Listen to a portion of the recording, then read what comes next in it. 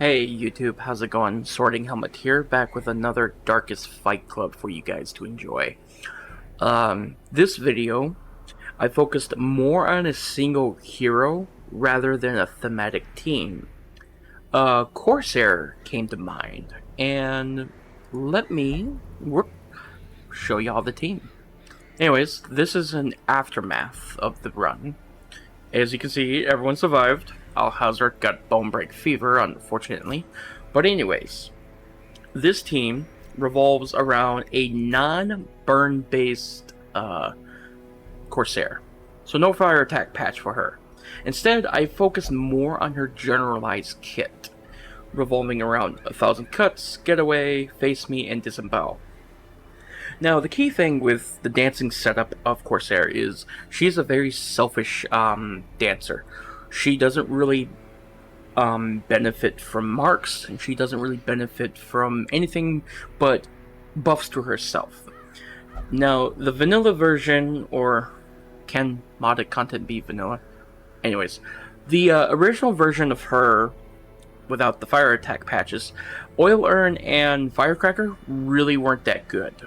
But she really does some good damage with 1,000 cuts, and you can buff her dodge up to the moon if you give her Dodge Trinkets and just focus on that. Plus my wait, I had evasive on her, but it got replaced with Harrier. Dang it. So anyways, in the video, you're going to see her with evasive, and she gets up to like 55 dodge or something like that. She's really nutty. Even now, she's got a boatload of dodge at 40 with the Ancestor Coat. But anyways, 1,000 cuts, really decent damage. Really does neutral damage, 7 crit. Getaway is a very solid buff, 17 dodge and 70% damage while stealthed. And that stealth lasts for, I think, 2 rounds. That's a very sizable buff if you manage to get the dodge and stealth herself, and there you go. She's hook, line, sinker, very strong buff if you land the dodge. Now, face me is the polar opposite of getaway. You move forward, you debuff the target to take 80% more damage received versus 1,000 cuts, or with disembowel plus 100% and bleed them out received. And it gives the same, buff, marks yourself, and 17 dodge. So basically, you want to use this with like rope dart. Use this with 1,000 cuts. I generally like running both 1,000 cuts and disembowel. I generally don't really get too much use out of rope dart. It does have a very good effect of taking someone in the back line, pulling them forward too, and you can start her in rank 3 and do some crazy stuff like that. Anyways, Alhazard, a pretty standard frontline occultist setup. Sacrificial stab, weakening curse for lowering their damage and prot, because we went into the cove, lots of armored up enemies, especially with the sea slayers and stuff like that. A little bit of healing and a stun. Pretty cut and dry Alhazard, nothing special here. We ran Spire Ruin for more accuracy, healing, Eldritch Killing Incense to make stab hit a little bit better, even though I didn't really use Alhazard that much for damage. He was mostly a stun bot and a debuffer. Our second DPS of the team is Audrey, the Grave Robber. Pretty standard, pick to the face, lunge, flashing daggers, shadow fade.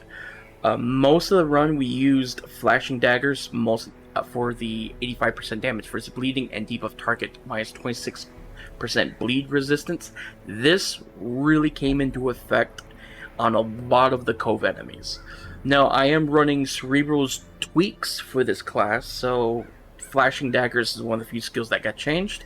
We're running Trinkets plus debuff amulet. Anything she hits gets slower, and we're running more dodge tank stuff, basically. Another Trinkets plus thingamajig.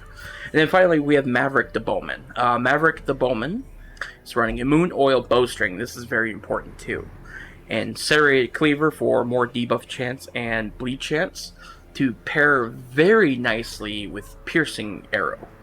You would think I would use him for the Blight mode, but I actually just stuck him on the bleed arrows and just left him there because he worked beautifully with it, because piercing arrow comboing with flashing daggers from Audrey was some of the most delicious stuff I've seen other than Hound's Harry.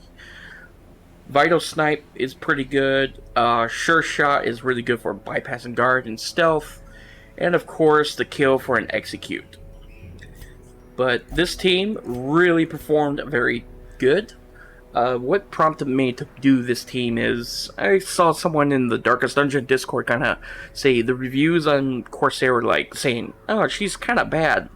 Not really. She doesn't need fire attacks to be decent. She's not like Thrall or Backline Thrall or anything like that. She's not going to be the most broken character in your roster, but she is far from the worst. She's like very strong mid-tier. She's good at what she does, and when you add fire attack patches to her, excuse me, when you add her into a fire patch team, that's when she goes from mid to holy crap, what is this nonsense? Because Oil Urn plus 200% damage received, 1 turn debuff, 500% base, that is going to land 99% of the time. You combo that with some other fire attackers like, excuse me, like, Holy Lance Crusader, fire patch, yeah, that's gonna hurt. That's gonna hurt very much. Anyways, enough of me rambling. I'll see you guys in the next Darkest Fight Club. Enjoy the video. Bird.